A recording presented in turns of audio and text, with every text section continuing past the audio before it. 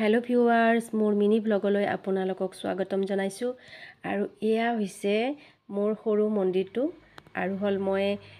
কৈ আছো মোৰ মিষ্টাৰক মোক এটা মন্দিৰ বনাই দিব কাৰণে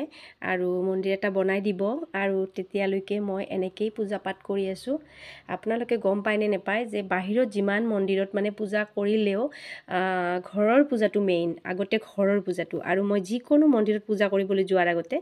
ঘৰত ভালকে পূজা পাঠ কৰি যাওঁ আৰু হল এনেকৈ আৰু ভগৱানৰ কৃপা লাভ কৰে বুলি মই নিজে বিশ্বাস কৰোঁ আৰু মই হেনেকৈ কৃপা লাভ কৰি আছো ভগৱানৰ ওপৰত মোৰ বহুত বিশ্বাস আছে আৰু এয়া আজি শিৱৰাত্ৰিৰ দিনাখন আজি ৰাতিপুৱা 9:42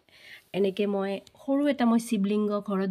মানে স্থাপিত কৰিছো আৰু এনেকৈ মই পূজা কৰিছো আৰু হল মোৰ পূজা হৈ গল এতিয়া আৰু হল ঘৰৰ পূজাটো কৰি ললো আৰু হল এতিয়া মই আমাৰ গাঁৱৰ মন্দিৰত যাম আৰু আমাৰ গাঁৱৰ মন্দিৰত গৈ এনেকৈ পূজা পাঠ কৰিম আৰু তাৰ পিছত এইটোৱে আৰু মই এনেকৈ পূজা কৰিছো ঘৰত আৰু হল আপোনালোকে এইটো বিশ্বাস কৰে নে নকৰে আপোনালোকে প্লিজ মোক কমেন্টত জনাবচোন ঘৰৰ পূজাটো মেইন মানে ঘৰতো পূজা পাঠ কৰি যাব লাগে এটা বা দুটা ধূপ জ্বলাই হলেও যাব লাগে ফটো এখনৰ ওচৰত ঘৰত যদি নিজৰ ঘৰত যেহেতু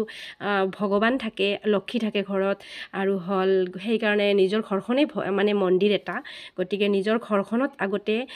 ধূপ এটা জ্বলাই হলেও যাব লাগে বাহিৰত ওলাই আৰু বাহিৰৰ মন্দিৰো মেইন গতিকে বাহিৰত মন্দিৰত গলেও ঘৰত এটা সেৱা কৰি যাব লাগে এইয়ে আৰু আজি শিৱৰাত্ৰিৰ দিনাখন এইটোৱে আৰু মোৰ শিৱলিংগত মই এনেকৈ পূজা কৰিলো আৰু হল মোৰ ল'ৰাটো পূজা কৰিলে এনেকৈ আপোনালোকে কেনে পালে প্লিজ জনাব